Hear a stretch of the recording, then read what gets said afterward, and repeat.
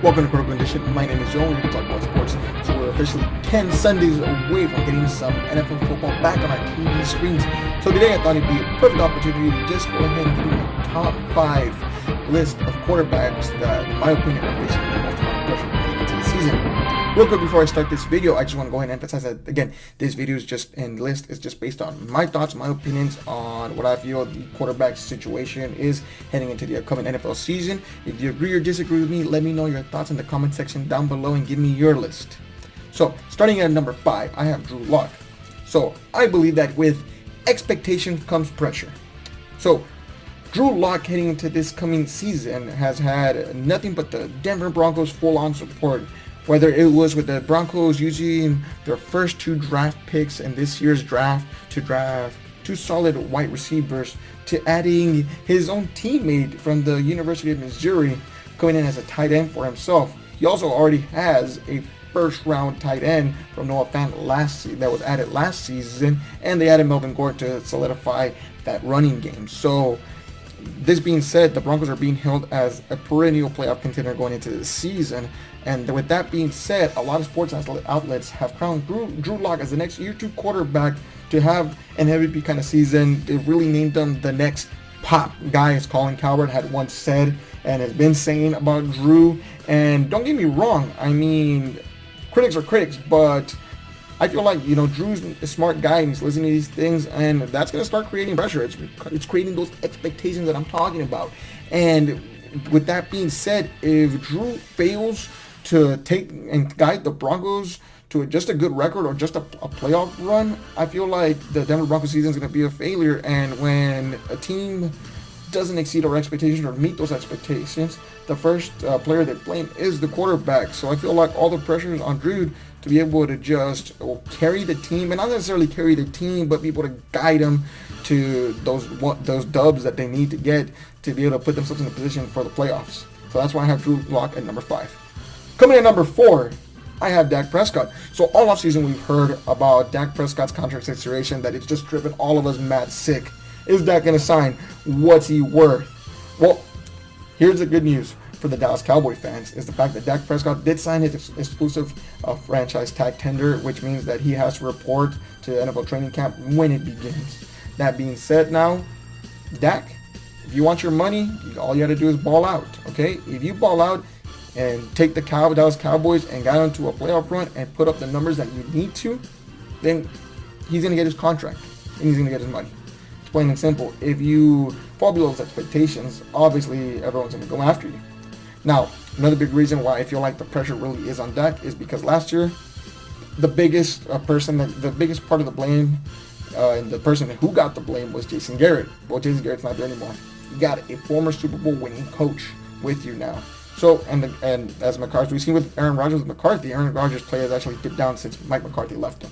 So, there's no more scapegoats for Dak. It's all in on Dak or nothing. So, Dak Prescott, that's why I have him as a number 4 quarterback heading into the season with the most amount of pressure. Coming in at number 3, I have Derek Carr. So with Derek Carr, it's funny just because of the fact that I think Derek Carr's good. Last year, threw 21 touchdowns and 8 interceptions. He had a completion percentage of 70%. But I'm still not convinced that John Gruden really wants him as a quarterback. For one, there was rumors last year that John Gruden really wanted Kyler Murray, and he was going to give him a look if Kyler Murray was available. Obviously, Murray went number 1 overall, so obviously that option was never explored. But there was rumors and stuff leaking out there. Marcus Mariota is now a Las Vegas Raider.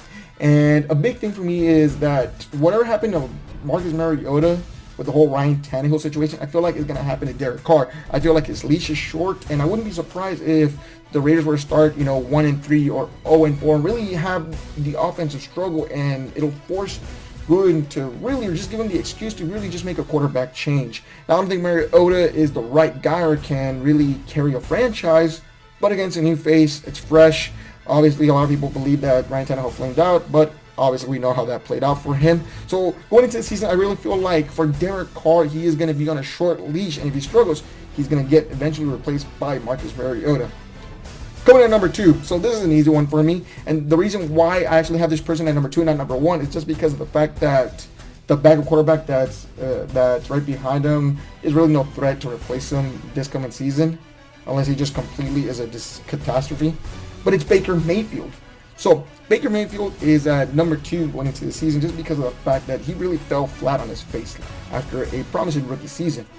Last year, Baker threw 22 touchdowns versus 21 interceptions, which was pretty mediocre. His accuracy went from a 63.8% completion percentage to around a 59.3%. So that's bad, and that's one thing that a lot of people were raving about Baker was his arm and his accuracy. So that took a dip. The coach in Freddie Kitchens is gone. We all knew he was a disaster, and they replaced him with Kevin Stefanski. So, as well as the fact that Stefanski is one with lesser quarterbacks than Baker Mayfield, and the fact that they added Austin Hooper to a yet already stacked offense, they also fortified that offensive line.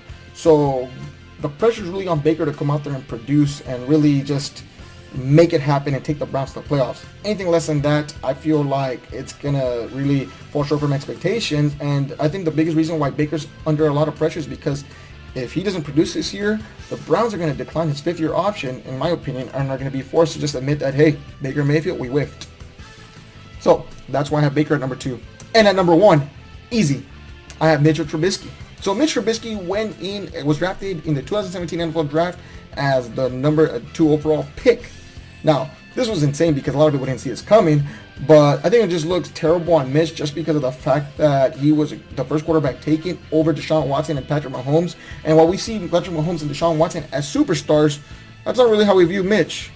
We've literally seen his coach actually view the frustration with Mitch not being capable enough to make all those kind of throws. I mean, if it feels like Matt Nagy is just doing a lot of smoke and mirrors with the offense. Mitch has physically struggled. His arm isn't that great, isn't that strong. He's not overly athletic. He's a good guy, but he's just not an over-the-top leader. I think, it's not his fault that he was selected where he was selected in the draft, but I feel like that really not helped him out a lot either. There's guys that you see that are superstars and guys that just, they're okay. And Mitch is okay. He's 23-18 as a starter, but when you see yourself as an NFL quarterback making those plays, and it looks like your team has already known that because they already declined your 5th-year option. Doesn't really look good. Also, they added Nick Foles in there, so that's another thing. I mean, there's 100% possibility that Mitch may not even make it out of training camp as a full-fledged starter. So that's why I have Mitch Trubisky as my number 1 quarterback under the most amount of pressure. Thanks for listening. If you enjoyed the video, feel free to leave it a like. And if you enjoy content like this, feel free to subscribe. I'll catch you later, guys. Goodbye.